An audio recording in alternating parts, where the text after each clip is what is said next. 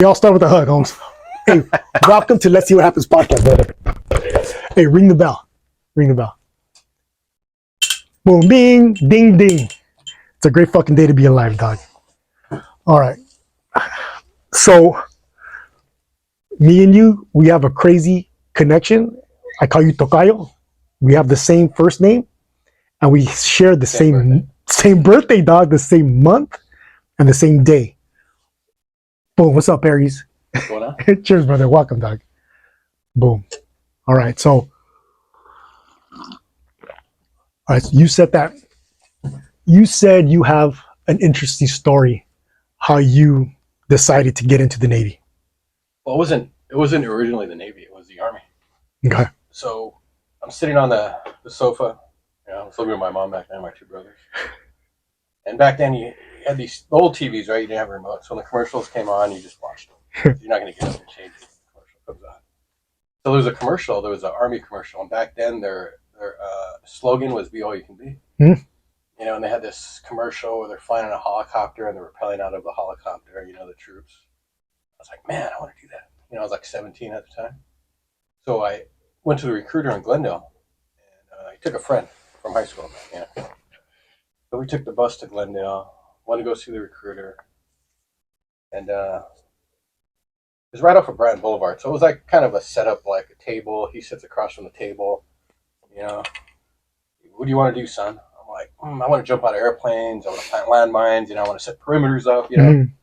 He's like, okay. He gets this big book and he opens up the pages and he finds a little section. There's no pictures in the book, right? Little section. He goes, read that. Tell me what you think. He turned it towards me and I read it. And I was like, wow, I did all those things I was talking about and more. I said, that's what I want to do.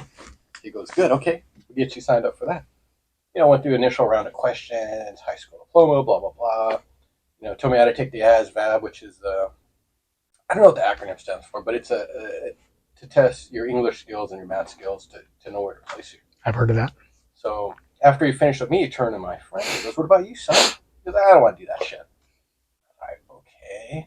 The dude's like, the guy was older. The recruiter was older. He had ribbons, rows of ribbons. And he looked at him and he paused and he stared at him. He goes, what'd you say? And then from there, it just went down. He started yelling at him. What do you mean? He goes, you piece of shit. You won't fall for your country. He was a real deal. And this was back in 88. So he's probably he spent some time probably in combat, maybe Vietnam. I couldn't tell what the ribbons were, the combat ribbons, but he had a lot of ribbons. He's an older dude, probably in his 50s. So he berated him. He cussed him out. He was legitimately angry. How was your friend's reaction to that? What's he going to do? Put him on free. How was your reaction to that? Like, holy shit. I was just like, what's going on? At least he's not focusing on me.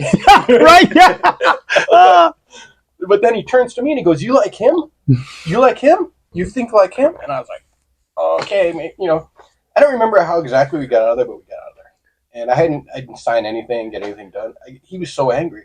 Really legitimately upset. Wow. He couldn't even continue with the process for me. We got out of there. So eventually I made another attempt, but not there. I didn't want to go back there. Mm-hmm. So there was a recruiting office back in the 80s across the street from Capitol Records, in Hollywood. Okay. So I don't know how I ended up way over there. From Glendale. Well, I know how you ended up over there, partying or just out there. I remember Capitol Records. So across the street was the recruiting office. So they had the Navy, Marines, Army, Air Force, I think. They had all four, right? So I walked in, this time by myself. I didn't take any friends. Mm-hmm. I don't want a repeat of that same scenario. So I walked in. I walked to the Army guy. There's nobody in the office. This time it was like little cubicles. I walked in the office, and there was glass in between the cubicles, like partitions. So when I walked into the Army cubicle, the Navy guy is like, oh, he's out to lunch, but you can wait in here. Okay. So I go, okay. So I sat down. He starts talking to me. He goes, what do you want to do? And I told him, what I wanted to do. And he goes, what would you want to do here? And I was like, I want to fly on airplanes, man. I guess I'll fly. Now I started telling him, getting into another idea that I had that just popped into my head. Mm-hmm. Goes, well, I got a book for you. He had a book too. Mm-hmm. It was a big book just like that. But the difference between the Army book and the Navy book is the Navy book had pictures. Oh, shit. Pictures. All right.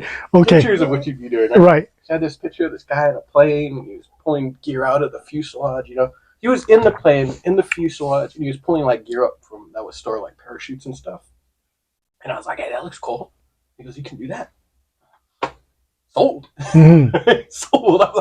Yeah, pictures, man. Hey, the pictures were a big factor because you were able not. Well, and also that the Navy guy was cool with you. He wasn't a loose cannon like the Army dude was. No, he was a younger guy. He was a younger guy, more laid back, and I wouldn't say he was a loose cannon. He disrespected the dude. I don't Right. Okay. Yeah. That makes sense. That's a better explanation. In your context, that situation, you look at this guy and you don't want to, you don't want to say that to him. Right. You know what I mean? So, hey, do you think your friend knew any better, or he just was honest with them, or you think you put a little extras on it? Well, we were young and stupid. We were both like 17. Yeah. The 80s. The 80s. Embarrassing 80s. But anyway, so yeah, so I eventually signed up for that, and I signed up as a machinist mate. So machinist mate, it sounds like you're working and you're almost like making machine parts, working the lathe, machines. But what it really is, you work in the engine rooms. Okay. You work in the engine room. So I signed up for that in the delayed entry program. And during that time, that delayed entry program, I said, I want to do something else. I don't want to be a machinist mate. I think I found out I was going to be in the engine room all the time. Right. I don't want to be in the engine room. I've seen movies of the engine rooms, huge engines in there working. And I don't know if it's the same thing as what it really is. It is. It's like noisy. It's hot.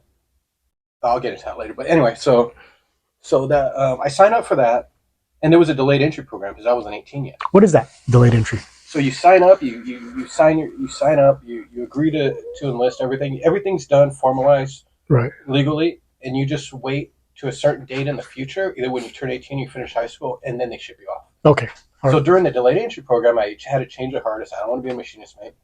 He goes, well, there's nothing open because you either go to school or you don't go to school. Mm-hmm. So he goes, there's no schools open in that time frame for you, so you can go undesignated. I go, what's undesignated? He goes, and this is how they sold it to me. They go, you go into the ship and you try out different jobs and you pick the one you like. That's cool. Yeah, it didn't work that way. It didn't work that way. No. Okay. So but it sounds cool. Yeah, it sounded good. So I said, sign me up. Yeah. And it's only like a 6-week school you go to. Okay. And this covers basically all the main space stuff like boilers, all the stuff you need to know, basic reading gauges, stuff like that to get on a ship and start working. And I said, okay, sign me up. So I went to boot camp, in San Diego. And now that's an interesting one. Let me back up a little bit. So the day they picked me up, they pick you up on a bus in the evening. I don't know why it was in the evening, but I just remembered riding the bus with a bunch of other recruits to San Diego, and it was already night. Mm-hmm. So there's a couple of recruiters on there, and I can't remember if they're same recruiters that were our company commanders, but they were real friendly. All right. Hey, how's it going? It was like great. It was like everybody's talking loud, like a school bus full of kids. Yeah. So we stopped at Denny's. They fed us at Denny's off of the 5. We ate at Denny's. It was like great, man. It was like yeah. It was the best. And then we got to this is back when the San Diego training center was open. It's closed now. So we pulled up to the gate. We pulled through the gate and the bus stop. Everybody's still talking, everything. And it changed, dude. Those recruiters just did a 360. They said, shut up! Oh, who shut said you the could talk? fuck up, It just dog. changed. They flipped it. And everybody's like, stunned, huh? You guys talking, they just started berating us and just yelling at us.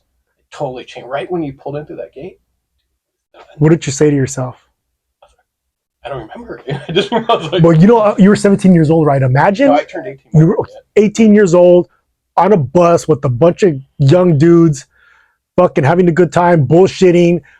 These guys, the recruiters that are there, they're being friends with you, fed you, talking, having a good time, and then you hit the gates, and it's like, shut the fuck up! Who told you can fucking talk, man? And not only that, so we're already there. I don't know, maybe it was 10. It seemed like late, right? Like, oh shit.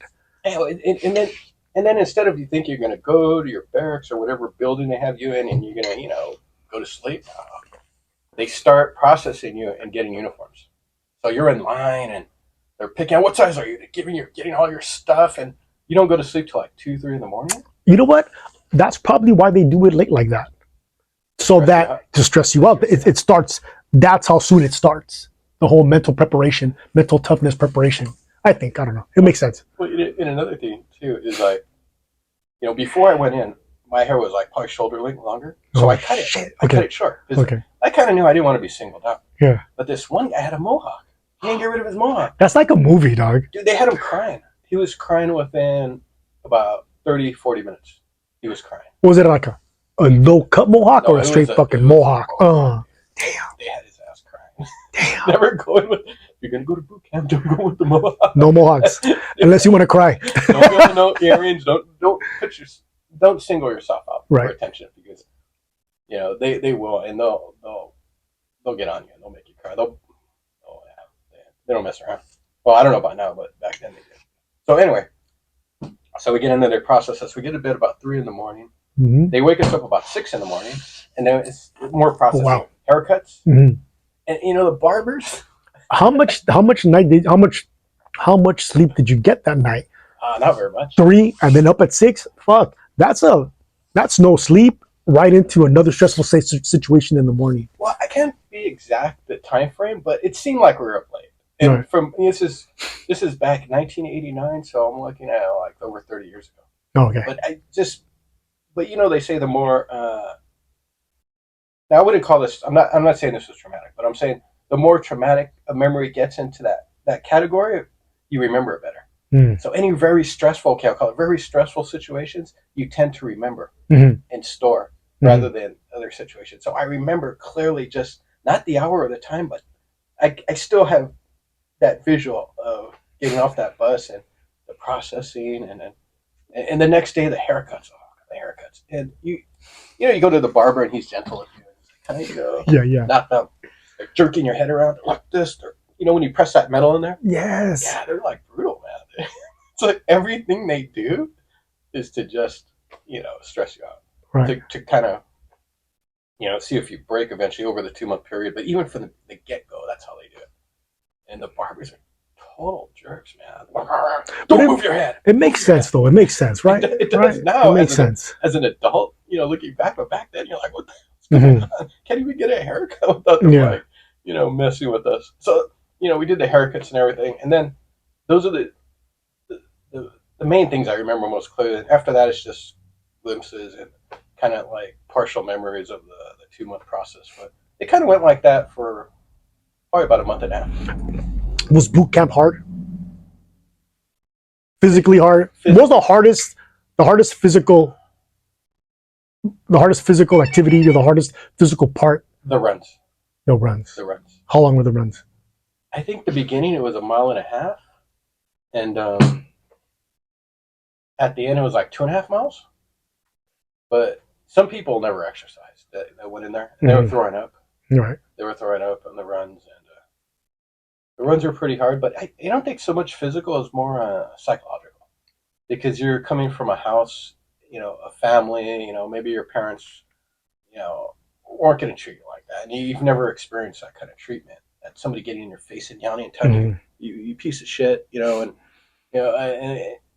like how many kids experience that before? Maybe some do, coming from, some families. Yeah. Most don't, and you go into that situation, and it's like they're breaking you down to build you back up, right? They break down who you are and they get rid of that old version of yourself, and they replace that old version of who you were with the version who they want you to be.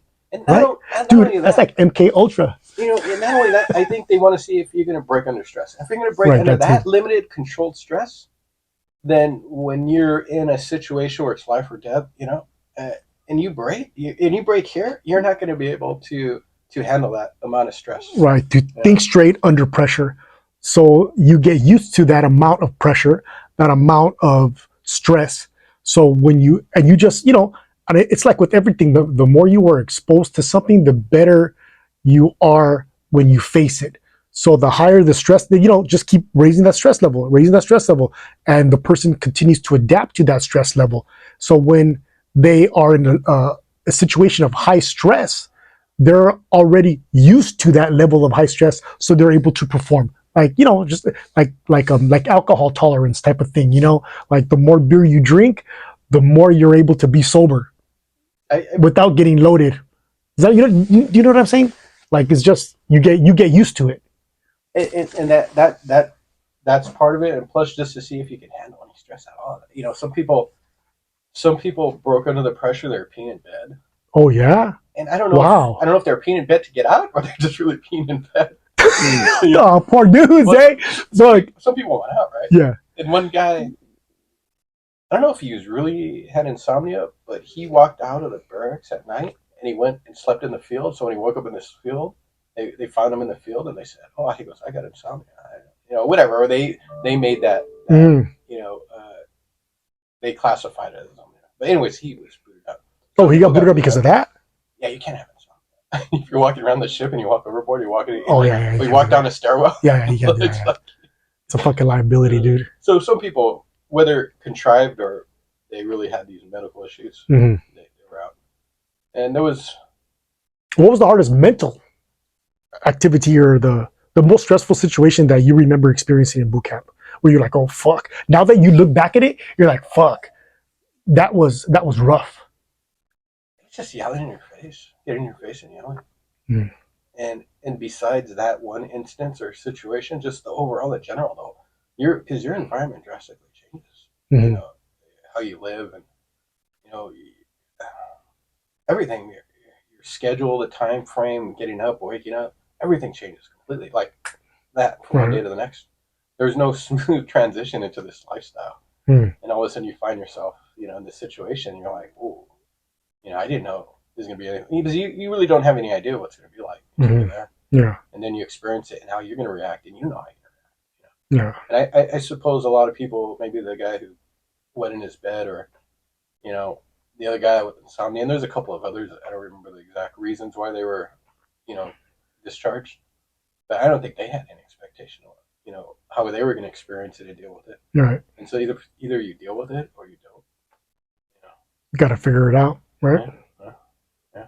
You know, and it was funny. Like, and it's a side note, but like they had church on Sunday, so you could go to church. And if you don't go to church, you got to clean.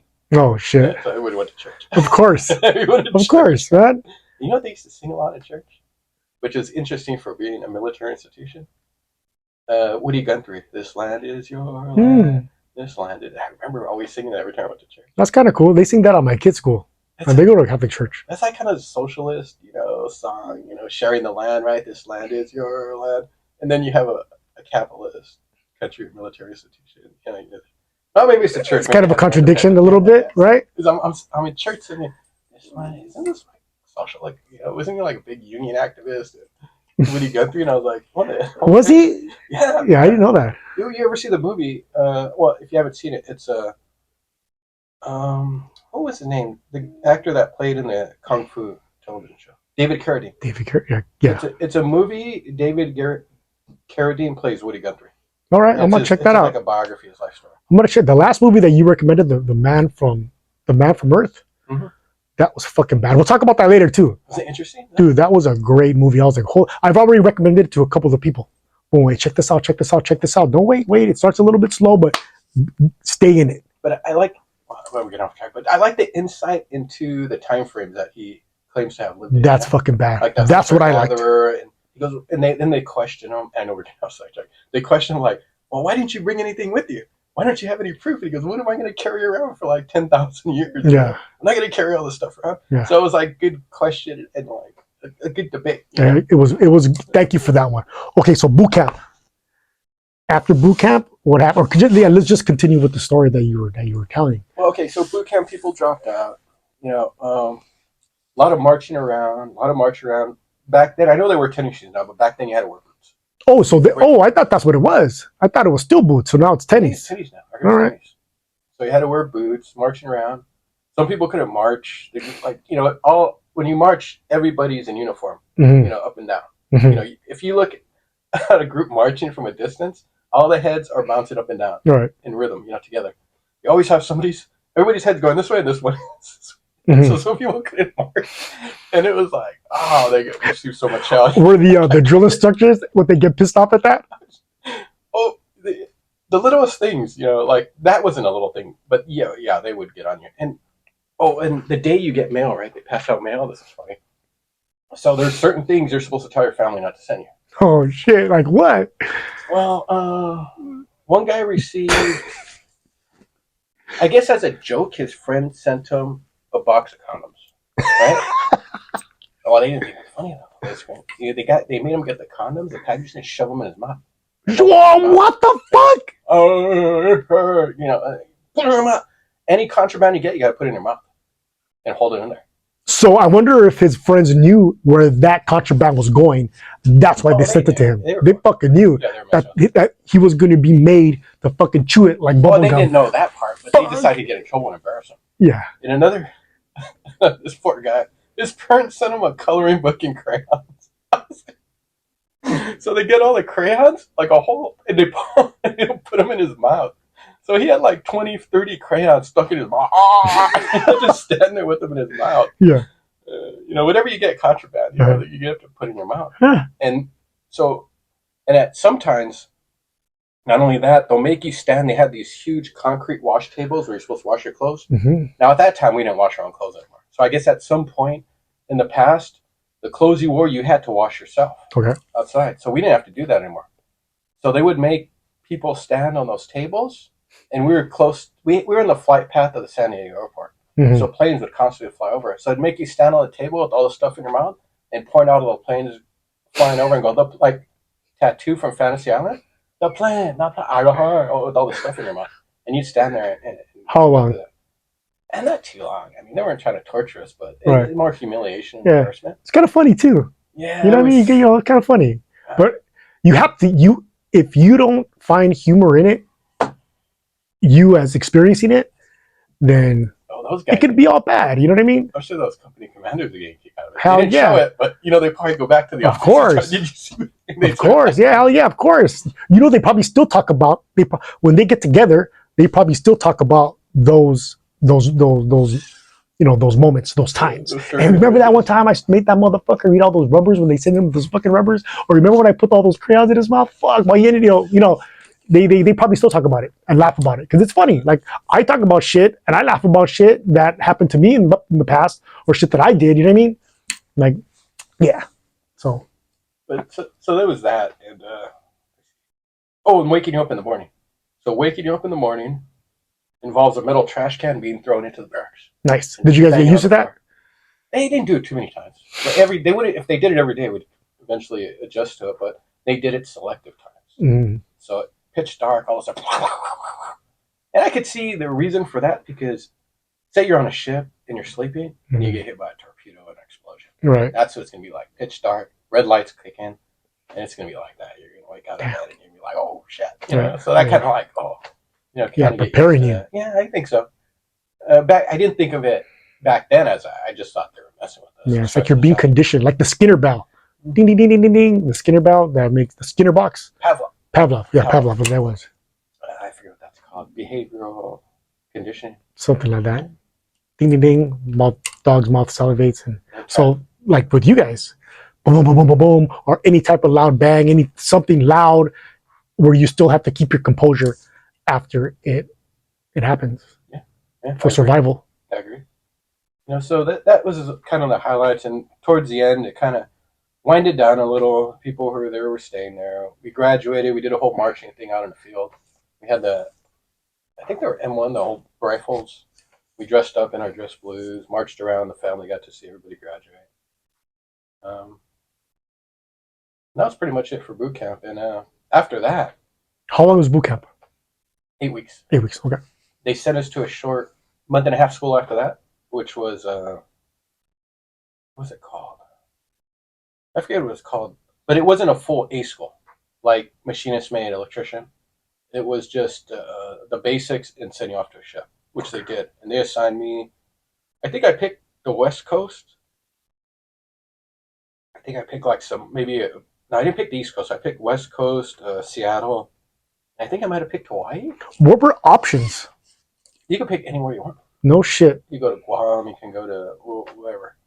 So me, I didn't know any better, and I picked close to home. But you want to go home. Right, of course. I should have picked somewhere far just to get that experience. Now that, if you were able to do that now, where would you pick?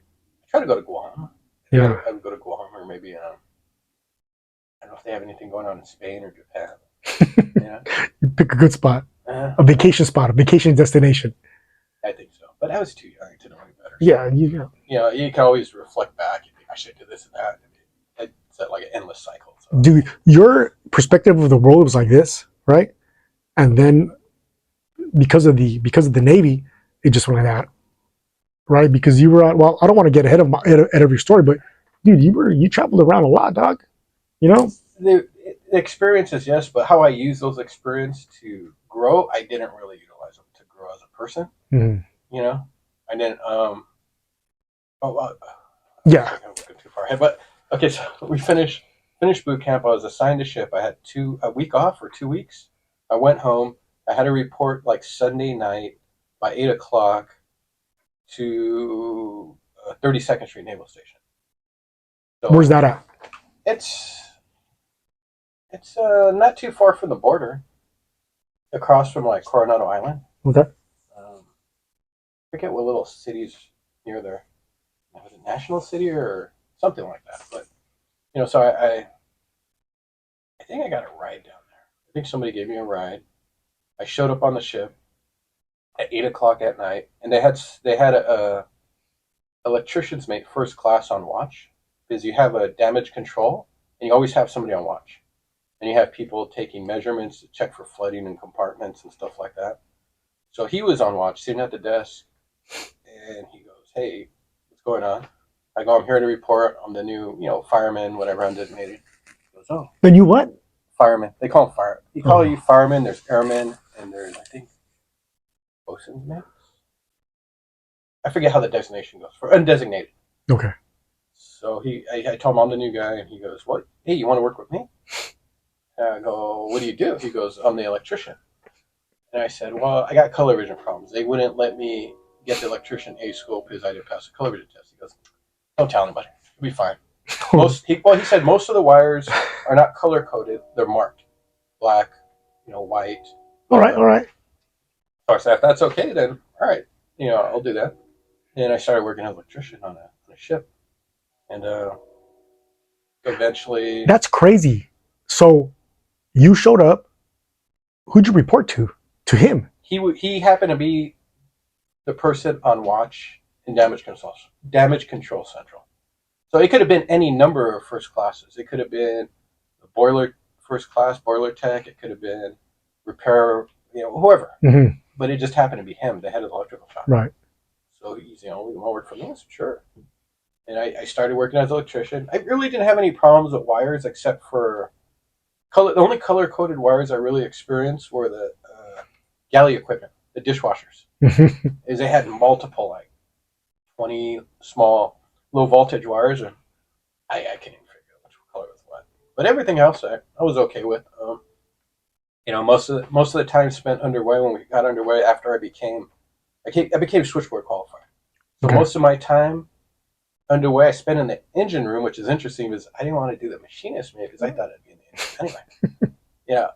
But I ended up there anyway. You fucking ended up there. And at times your watch can be, depending on how many people switchboard qualified we have, it can be anywhere from 6 to 12 hours. Okay. You're on watch. So sometimes I was on there for 6, sometimes I was on there for 12 in the engine room. Mm-hmm. And a lot of the newer ships, they have enclosed switchboards in the engine room, or separate from the engine room. That one, no, there's no enclosure.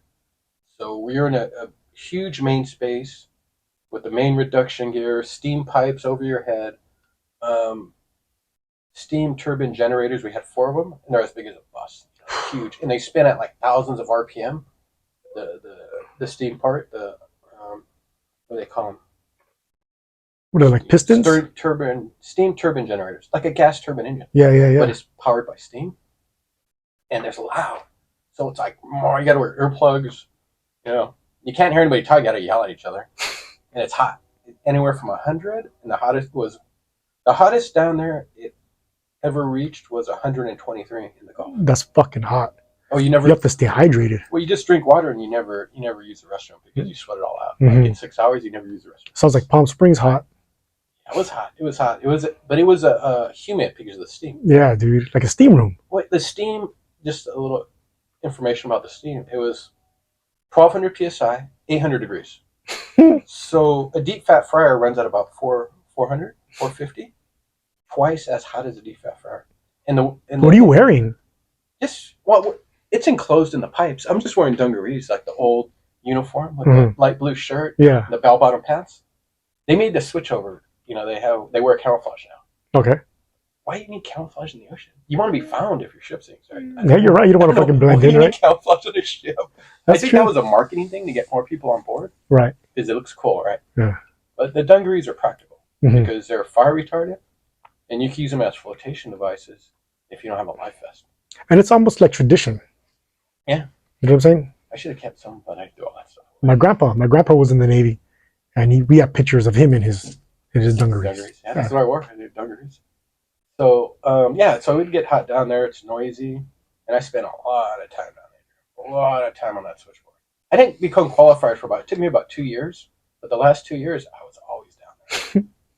And what they did too is like you have major they call it in-serve, where your ship goes out and it goes through all these drills, and you have like management staff, like officers that come to the ship and they rate your ship, how you perform, and general quarters and battle conditions. And they stuck me on the switchboard for those drills. So I was the one that had to perform. Right. Is it because you were the rookie, or is it because you were good at it?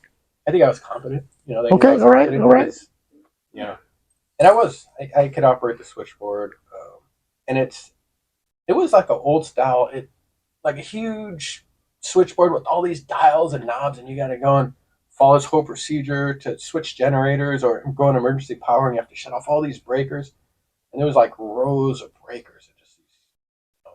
It was a huge, it was huge. It wasn't like a little, and in order to work it properly, you had to be walking around. Yeah, you had to. It wasn't just right there in front of you.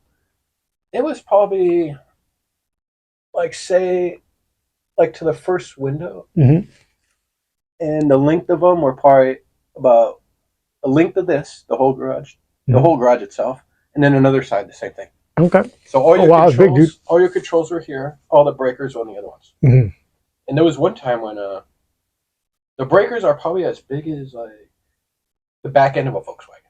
Okay. That compartment, probably about that big. And the actual breakers that contact with each other is about metal, like as big as your fist. So when they close, you have a row of like fists that close on to connect with shore power or disconnect from shore power. And to get those breakers to open and close, it has a motor that charges a spring that pulls them back, and then slams them forward to close. So you don't get arcing. They close fast. You don't have arc. Sometimes that motor wouldn't work, and you had to charge it manually. It was like it's a bar you put in there, and you crank it. Okay. And then you close it. So you crank it up, and then you close it. So one time it wouldn't. We were trying to connect with shore power. So the interesting thing, when you connect with shore power, it has to be in phase. So 60 hertz shore power, 60 hertz ship's power. You close it, you turn off ship's power, right? And now you're on shore power.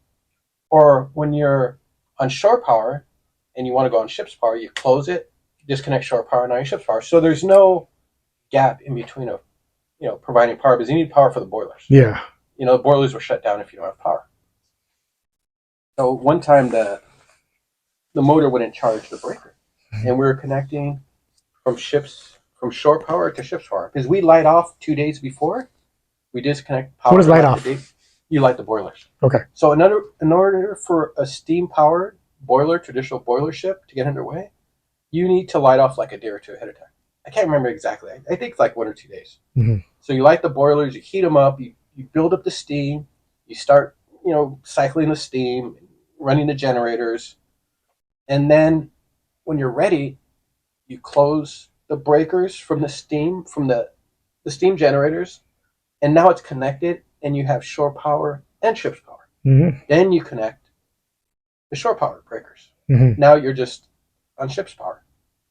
So there's no lapse. Right, there's no lapse. So one time when we were going to get underway the next day, I was on watch on the switchboard, and we had to connect the ship's power to shore power and disconnect shore power. So I was charging the breaker, it wouldn't charge. So my chief petty officer, he goes, "Hey, you need to charge it manually." I said, "Sure." So, well, I started charging it, and it closed while I was charging it. Now, it didn't close in phase. Mm. So, shore power is at a different, when it goes in phase 60 hertz, it's like a sine wave, right? So, say ship power is up here and shore power is here. So, it closed and it exploded. Oh shit! We had to call fire alarm. How big of an explosion? It didn't kill me, so it wasn't that big, but it was. Did it move you? Physically move you? Like, No. whoa! No. No. Okay. But the thing is, when I told you those main breakers that close, Yes, the fists. those didn't close. So you have like little finger breakers that close first to make sure, as a safety precaution, Mm-hmm. that it's in phase. So with those like disintegrated, those just melted, whatever, and it popped open before the main ones could close. Mm. Now, if that had failed and those main ones closed, oh, it probably would have exploded. Oh fuck! Yeah. And then Would that have killed you? I think a good chance it would have. That's a big explosion, man. So you lucked out, dude. Well, You lucked out that the safety did not work, right? The safety got melted, but it did. That was the whole point. As I understood it from the engineer that came to the contractor that came to look at it, Mhm. those closed. They're like testing the water, Mm. and if it's not, the water's too hot or it's out of phase. I don't like expression hot water. It's gonna prevent the main breakers from closing down. Mhm. So it did its job. It prevented those main breakers from closing out of phase and causing that explosion. How I understood it from the contractor. That's how he explained it to me. This is, from 30 years ago. Mhm. So later on, I asked the chief. After the contractor left, I asked the chief. I go, "So what did they say?" He goes, "Oh, we couldn't find anything wrong. They just replaced everything." And I told him, "So what if it happens again?" And he goes, "Well, I guess I'm just gonna have to order you to do it." Because he already knew what I was going to say, right? Yeah. Like, well, I don't want to do it. Yeah. But before I even got to that point, he goes, "I just guess I'm going to have to order you to do it." Like, oh man, okay, yeah. Hey, so what? So you were able to, because of the, what was it, undesignated. So because of your undesignated status, you were able to go around that ship and try out different jobs and choose the one that you wanted to work. Yes, that's what they sold me. That's what they told me. What did But it in end up being? reality, usually when you come to the ship, yeah, and I'll ask you this question. I'll put this question on you. Out of all the ship places, all the places on the ship you can work, where do you think nobody wants to work? Right there where you're at. No, there's a place hotter, the boiler room. The So boiler room. You have the engine room, right? Main space, boiler room. Boiler room builds steam, provides it to the engine room, turns the main reduction gears. This contains 2 boilers. Okay. They're like 2-story buildings, Oh shit. and they're running and generating heat all the time. That boiler room's hot. Everything you touch is hot. It's hot. So nobody wants to go there. You were here. Well, I could have ended up in the boiler room. Right. So luckily, the first class electricians mate, "You want to work with me?" I'm like, sure. So this whole story about being able to try different jobs on, no. No. You get there, you're going to go, "We need you here," and you're going to stay there. Right. And because you're undesignated, it's almost as if they could put you wherever it is they need you. There is. Now, if you would have went in with the specialized route, like if you would have went there and said, "Hey, I don't want to go undesignated. This is what I want to focus on." Would they have put you there on your focus, or would they still would have put you wherever they needed you to be? If I went in as a machinist mate, they're not going to put me in the boiler room. Right. They're not going to put me on the deck, the boat deck. They're going to put you where the machinist mates are. Okay.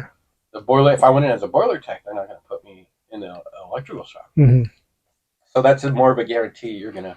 The guys that went in as machinists, who chose a machinist, the guys who went in as boiler, they went to some type of schooling to prepare them for that, right? And because you went in as undesignated, what schooling did they put you through for that undesignated It was just like status? Seamanship, Right. Learning about like the different parts of the ship, reading gauges, understanding. I think they taught us the steam cycle, understanding the steam cycle, just enough to know, how a ship works, but not in any detail. There's no focus on any one particular aspect of running a ship, but just in general. So you ended up. What was your assignment? Your assignment. What did it end up being? So there's electricians on the ship. Some are assigned to engineering. Some are assigned to repair. Mm-hmm. So I was in the engineering shop with the battery shop in the electrical division. So basically, we're responsible for any repairs on the ship, any electrical repairs, whether it's galley equipment, lighting, you name it, anything that basically utilizes electricity. And underway, our watch was the switchboard. Okay. So we're always standing watch on the switchboard. In addition to that, when we pull into ports that have hookups, shore power, we're responsible for pulling the cables. And these cables are about this thick. Mm. And I think they weigh about, I don't know, I don't remember exactly, like 5-10 pounds per foot. So we're pulling these 100-foot, whatever, I don't know how many feet there are, but enough to get out of the ship, run down the pier, and plug in. So Those we're are long, responsible dude. for that too.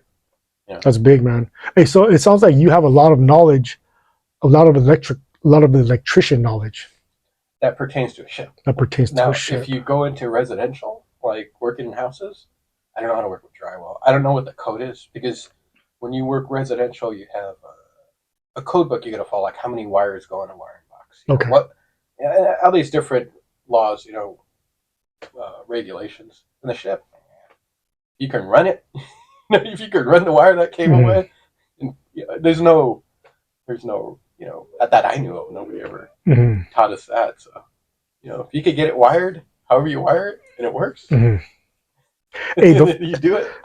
the first time you guys left shore, the first time you left shore from your West Coast base or the base that you chose, where did you go? What's the furthest that you went? The first time you took off? The Gulf. The Gulf. Did you went straight to the Gulf? Yeah, because right when is this during Desert Storm? Yeah, right when I got in '89, that happened in '90. So my first deployment was out to the Gulf before they started the very first one. I forget what it's called. Freedom, Kuwait, whatever was going on in Kuwait. So that was the first time I went out there. So prior deployments were 6 months, and you'd stop at all these great places like Japan and all this fun stuff. But us, straight over there. We stopped to refuel. You go to Hawaii first. You refuel for like 2 days. The refueling process takes like a day because the tanks are so huge. You're running JP5 jet fuel in the boilers. So they're like fueling all day. Smoking lamps out, can't smoke. Refueling, they keep calling it on the radio. So while you guys are there docked refueling in Hawaii, of course you have the job that you have to do, right? But you have time to get off the ship? Yeah, like a day. Like 2 days. All right. Maybe an overnight, depending if you have watch or not. Yeah. Well, you could do an overnighter off the ship. Huh? All right. Huh? That's good. That's kind of cool. Well, say like your watch. Okay. Our watch was like if we don't have a lot of people, you're going to be on watch every day or every other day. Well, usually every other day. So I have watch 12 hours, 6 to 6, Sunday. I won't have watch again till Wednesday, 6 to 6. Or Tuesday, 6 to 6. So when I get off watch Sunday, I can go overnight, stay out the next day, and then go back the next day. So because it was a time of war, is that why you guys didn't stop? Is that why you went straight to the Gulf? So if it was not... It's not prior to then, it wasn't like traditional Westpac. So our deployments were, instead of 6 months, they were now 9 months. So when we left San Diego, we wouldn't come back for like 9 months. How long did it take for you to get from Hawaii to the Gulf? And what was the destination of the Gulf where you guys ended up stopping? Well, prior to the initial bombing campaign that they started in Iraq, when they bomb them for like a week or whatever, and we just anchored out. We anchored out because they didn't want us at any ports. So we just anchored out in the ocean for like, I think it was like 30 days. And that's a long time. Fuck yeah, it is. Maybe I'm just adding days, but I remember it was a long time. What was the name of the ship you were on? USS Acadia. Acadia. That's kind of cool. That's a cool name, dog. Acadia. Hey, so the USS Acadia. Now, I know nothing about Navy ships, so I'm going to ask some questions right now. Were there planes landing and taking off from your plane? That would be like an aircraft carrier, or LHA, which is like a landing ship for helicopters. I think they can do the VSTOL, the vertical takeoff and landing planes. But our ship was a destroyer tender, which is a repair ship for destroyers Okay. So Did you have any like big guns on your ship? I think they had like grenade launchers and 50 calibers, Of but course, really, for defense. yeah, but nothing against like an anti-ship missile or Have you seen any of those ever being fired? no, I haven't. Just on TV. Because you see like just on TV. Because on TV, it looks fucking cool with these huge, just long. I don't even know what to call them. Cannons, right? Boom, boom, and they're shooting from like the. Am I wrong? They're shooting from the ocean onto land, right? You mean like the destroyers? Yes. Oh, like the World War II style destroyers. Yes. Oh yeah, I think they have a 20-mile range. A 20-mile range? I think those shells are like 600 pounds. Wow. Yeah. You ever seen the bags of? You ever see how they load them? No, man. So you have the shell, right? The actual shell that they fire, and then behind the shell, there's bags of black powder, like the size of that. Yeah, that part, that section right there. Okay. So what they'll do is they'll ram like 6 bags or 4 bags or how many bags behind the shell. They'll close the breech and ignite the black powder, and it launches that shell. You know, the powder disintegrates, but the shell gets launched. It's like 20 miles. What the fuck, dude? I was in New Orleans and I went to the World War II museum, and at the end of the museum, there's a room that's dedicated to just the loading or the preparation for the dropping of the Enola Gay. And I don't know what the other one's name was because there was 2. There was Nagasaki and Hiroshima. Mm-hmm. I don't know where the Enola Gay went, but there was or was it the ship? Enola Gay was called. I think Enola Gay was the ship. But there was, hey, dude, there was. I think it's a plane. Yeah, but they showed like when they were loading the atomic bombs. Those were big. From what I remember, those were big, and I was thinking to myself, "Wow, that just the whole process of building that, and then getting it onto a plane, and then fucking dropping it, and knowing what was going to happen after that. After that, it was crazy because they're also playing like this music that's like dun dun dun Like dun. No, it was like setting a tone of like intense, like a negative, dark, like kind of dark. I don't know about negative, but it was dark. It was dark, kind of like dun dun, like it made you like serious, and it made you pay attention and think about what you were watching. It was cool. It was good. It was really good. It was good, and I highly recommend if you're in New Orleans to go and check that World War II museum out. It's fucking bad. It's interesting. Why is it in New Orleans? Why? I don't know. Just coincidence? I don't know. Both my grandparents, my grandfathers, my grandpa Robert and my grandpa Jesse. My grandpa Robert was in the Navy. My grandpa Jesse was in the Army. They were both in World War II. So they both went over there and they participated in that, but in the Great War. Hey, dude. So how long did it take for you to get from Hawaii to the Gulf? Because that ship's moving fast, right? 2 weeks to go to Hawaii. And then, total time from San Diego to the Gulf is a month and a half. That's a long fucking time. Well, we stopped. We have to stop to refuel. We stopped in Hawaii. I think the first time, I could be wrong, I don't remember. I did 2 Westpacks. So we went Hawaii. What's a Westpac? It's just like, actually, I don't know what they meant by it, but I guess a pack of ships leaving the West. Okay, all right. That makes sense. West. Yeah, that makes sense. Because we were never in a pack. We were always by ourselves. Okay. I mean, I think there's probably aircraft carrier battle groups. Maybe that would be more Westpac. Okay. Because they go and you have your defensive ships for the carrier group. Submarines, minesweepers, stuff like that. But us, I'm like, let's go over there and meet up with them. Mm-hmm. You guys went solo? All right. The only time we had an escort was entering the Gulf. We had 2 destroyers flanking us in case they launched missiles because we had no defense. We had no anti-ship missile defense system. Right? So we needed escorts. Do you guys being out there in the waters, do you see any other military ships? Oh yeah. or we do underwear replenishments. You know, they'll come From up different beside us. countries? From different countries? Yeah, in the Gulf especially. There was like I don't know if they're Norwegian, Denmark. There was one point where we were there and we had a French ship docked. We had us. We had like a Norwegian or Denmark ship. They were all there and we were all on the pier, like hanging out. Mm-hmm. You know, and see, one of the things in the Gulf, you can't drink. You can't buy alcohol there. So if we're doing drinking, it's in the port. They'll have a little bar for the merchant marines, or the ship will bring a truckload full of beer for us and sell them for like $1 each. And that's because of Islam. Is that because of Islam? I mean, I don't want to speak on things I'm unsure of, but I just know they just don't sell alcohol there. Right. It's for whatever reason. Right. Okay. Except foreign-owned hotels, and like the pier, the ports where we were docked. When it comes to the ocean, are there rules?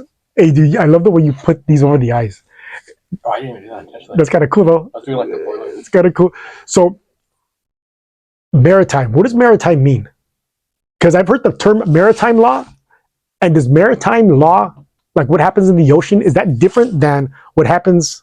Are there different rules that apply to the ocean that apply to, like being on land? I don't know. We've never used that expression. I mean, we have our own set of like military law rules, and I think those apply. I think it would supersede any. Right. Maybe it sounds like maritime law would apply to like more of like Merchant type of deal. I think so, and it would be not just one country. It'd be a consensus and countries agree on. Okay. So, that's what I'm thinking. I could be wrong, but yeah, we're under Uniform Code of Military (UCMJ). So anything you do, you're under that. There's no separate law from that when you're out to sea. Yeah, so it took us a month and a half to get there. We stayed there 5 months and we came back. We did that twice. You did that twice. So overall, what did you do while you were there for those 5 months? Oh, you weren't. Just working, right? Because you guys were working on any type of repairs on other ships that required maintenance. That wasn't our department. So we had a repair department with a whole set of electricians, welders that didn't work on our ship. They just work on other ships. All right. And we are only responsible for our ship. For your ship, right? But when ships come alongside and they need shore power, we'll pull the cables to them. Because we could supply shore power, electricity. We could make water for them. And I think we can even, I don't know if we could take their sewage. I don't know if that's part of it. But basically, they hook up to us and we provide all the services while they get repaired. All right, that's cool. So there was quite a few ships. I actually went on a destroyer once when they were beside us. And I went into their bridge. Not their TV bridge with all the windows, but the bridge where they, conduct, I guess you could say, warfare. And it's pretty cool because it's all kind of dark in there, right? There's really no windows. And where the captain and the executive officers sit, they sit in like captain's chairs, swivel chairs, and they have a big screen right there that they, can see all the information they need. And then they have all the stations where they, conduct missile launches or whatever they're doing in there. But yeah, it's pretty cool. That's really cool to see. And that was back in like 90. So I can't even imagine what they look like today. Right. Yeah. Oh, but maybe they're using the same ships. I don't know. But that was interesting. Hey, so how long were you in the Navy? Like 4 years, almost 4 years. And how many deployments did you have? 2 9 months, so that's 18 months. And then we went to Mazatlan once. They took us, a little vacation in the winter. It was raining. Nobody there. Everything was closed. They tried. Yeah. I gotta give them credit. They tried. They didn't have to take us there, but they did. Right. Went to Seattle, Washington for Fleet Week. I think that's it. And then just drills. Sometimes we'd go out to do drills. Like I said, in-serve the inspections, the annual inspections. Rough tray is another inspection. I think total time, 18, 19, 20, maybe almost 2 years out to sea. And then 2 years in port. Oh, shit. So combined time, 2 years. So like 9 months. The longest were the 2 9-month deployments. Okay. To the Gulf. We always went to the Gulf. When did you, because you told me that you are a shellback. when did you reach that status? First, explain what a shellback is. Okay.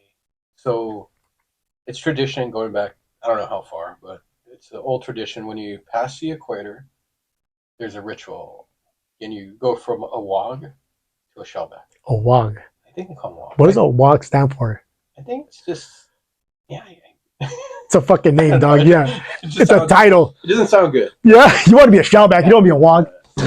All right. So when you cross the equator, so there's this like whole system they got set up for that. It's like an initiation. Well, it starts right. It starts a few days before because they start picking people. So first you got to pick people to be the king and queen. Mm-hmm. So on a ship with all men, one guy is going to dress like a girl, and one guy's dressed like a guy. Mm-hmm. Now, since we had women on our ship, we had like 500. Okay. So they got the girl to dress like a guy and the guy to dress like a girl. Right? Okay, they're setting the tone, right? The tone is being set. So they did that. So they organized that before. Each shop, each division picks, okay, you're the new guy, you're going to be a girl. Like, you're going to be a guy. And also be, prior to the day, it happens. What they'll do is they'll get fire hose, like a section of fire hose. Mm-hmm. They'll cut it, they'll dip it in salt water and put it on the boiler to harden it. Mm-hmm. So it becomes a paddle. Then they'll tie off one end with tape. Mm-hmm. And so the morning, they'll wake you up early, they'll start it, get you out of your rack. They'll go, get up. They'll be dressed up like whatever outfits they want, pirates, whatever. So what were some of the outfits that you saw?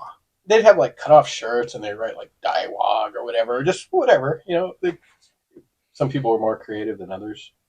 So they'll wake up out of our racks and they'll say, okay, now you could wear your clothes, but they're going to be inside out. So your underwear goes on the outside, and your outerwear goes on the inside. So everybody's with underwear over their pants, just, you look ridiculous. But that's the whole point, right? Yeah. So they'll wake us up out of our racks, and it lasts probably about 3 or 4 hours, but you on your knees all the time. You That's can't rough. stand up. Mm. So they'll give you, you make your own little knee pads. All right. You'll tear up your knees. So you'll just be crawling around up decks, down decks, up to the flight deck, around the flight deck, and all the time people are hitting you. They're hitting you with those paddles. And then they're pouring hot sauce on the back of your head. It's going into your eyes. They get eggs and shells that haven't been cooked. You have to put in your mouth. And when they hit you, you try not to close down and break the eggs, and you get all the shells. Yeah. Oh, yeah. And then they'll have you blow bubbles in toilets. And it's all kinds of stuff. Then one of the interesting things they do is kind of creative. They make a trash chute on the flight, not the flight deck, but the weather deck, which is the longest deck exposed to the outside. Yeah. So they made a trash chute, and the galley would get all this food they were going to throw away, and they'll put it in the trash chute. So you got to crawl through it. You got to crawl through the trash chute. And they have those like kind of medieval looking setups where you put your hand and your arms in, and they close it, and then they paddle you. And then they have this really, they'll find like one of the heavy set guys on the ship, and they'll put whipped cream all over his stomach and put a cherry in his belly button, and you got to go, eat it out. Yeah.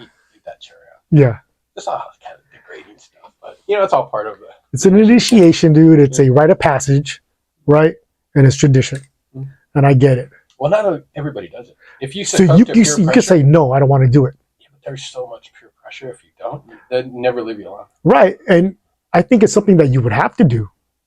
It's something that you would have to do in order to really be a member of the Navy. I don't know. Like at this age, I wouldn't do it. Well, I'm not doing that. At the age you're at right now, but at the age you were, if you were the age you were then, now you would still do it. I think. You know what I'm saying? But right now, if you were like, because right now you're not as easily influenced by peer pressure. You'd be like, I don't give a fuck. Fuck it. I'll watch. You want me to do what? Stop. Yeah. Are you able to watch? Well, the next year. You know what I'm saying? Well, the next year. Well, if you don't participate, no, you don't get to participate. You don't get a paddle. You don't. So if it's your first time on the ship, and the ship is crossing the equator, and they hit you up and they ask you, "This is what's going to happen. You want to in?" And you're like, "Nah, I'm good." You just stay in your room. I think so. I don't know what those people did. The non-participants, but I know you're not going to participate in the sense that you're going to have a paddle and you're going to be dressed up. Right. I know that for sure. So the second Westpac, I was a shellback, but I was working in the engine room, and one of the guys came down. He said, I was switchboard watching this. Hey man, you want to go getting some of that action. I'm gonna go whoop some ass. And I was like, yeah, let's just go. Yeah. I just stayed on lunch. Yeah. I wasn't even interested. I was like, yeah, I don't want to be whipping anybody. You know? Yeah. It just wasn't, even back then, that's not me. I'm not going to get any, some people like doing that. They were they were overindulging in it. Oh yeah, man. Just like, oh, dude, I've seen it, a little dude. crazy tendency. Oh yeah. A little overboard, but I've seen shit like okay. So that's why I say that I'm okay with it. The high school that I went to St. Paul High School, and our football team is probably it's very important over there. Our football team is very important over there, and in order to play at the varsity level, you have to be initiated into it. It's a rite of passage. You just can't fucking come in here and be a part of us. Everybody has to go through some type of initiation, whether it be running a gauntlet where you're getting your ass whooped exactly like you're talking about, right? It's when I went there, when I was there in the 90s, I got it fucking bad, right? And I seen dudes get it bad as well. And the classes that were under us, we gave it to them bad as well. Because if you want to be here with us and be a part of us, you got to go through what we went through as well. You know what I'm saying? And I get it. And like you said, some dudes really got into it. And if they had a grudge against you, like somebody didn't like you, they were going to use that to their advantage and punish you. Yeah, I've seen motherfuckers lose it, and I want to get one of my goals is to get my friends who I still talk to today, my brothers. I have really still be very tight bond of guys who we went through all that bullshit together, all that fun shit together, all that fun bullshit together. You know what I'm saying? Mm-hmm. And I want to get them on. I want to talk about that. Not necessarily giving away everything, because there's some shit like which I know that you can relate with because of your experience. There's some shit that you don't talk about because it's like a secret society. Only those who are a part of it are able to know about it, and I'm going to respect that when I do have my buddies on and we talk about that shit, and also to protect the innocent.